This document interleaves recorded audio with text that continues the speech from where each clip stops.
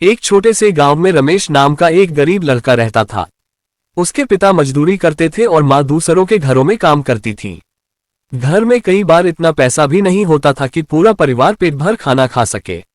रमेश बचपन से गरीबी देखता आया था, लेकिन उसने कभी गरीबी को अपनी किस्मत मानकर हार नहीं मानी। एक दिन उसके पिता ने कहा, बेटा, हमारे पास पैसा नहीं है, लेकिन मेहनत करने की ताकत और सीखने का मौका जरूर है। ये बात रमेश के दिल में बैठ गई। वह दिन में स्कूल जाता और शाम को एक छोटी दुकान पर काम करता। अपनी कमाई में से थोड़ा थोड़ा पैसा बचाता और नई चीजें सीखता रहता।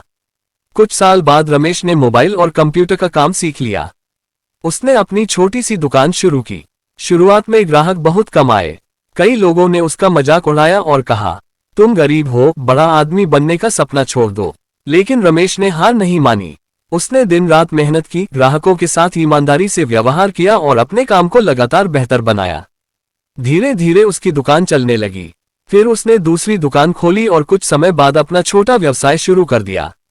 कई सालों की मेहनत के बाद वही रमेश, जिसके घर में कभी 2 वक्त के खाने की चिंता रहती थी, आज एक सफल व्यापारी बन चुका था। लेकिन अमीर बनने के बाद भी उसने अपने पुराने दिनों को नहीं भुलाया। उसने गरीब बच्चों की पढ़ाई में मदद करना शुरू किया और अपने गांव में जरूरतमंद लोगों की सहायता करने लगा।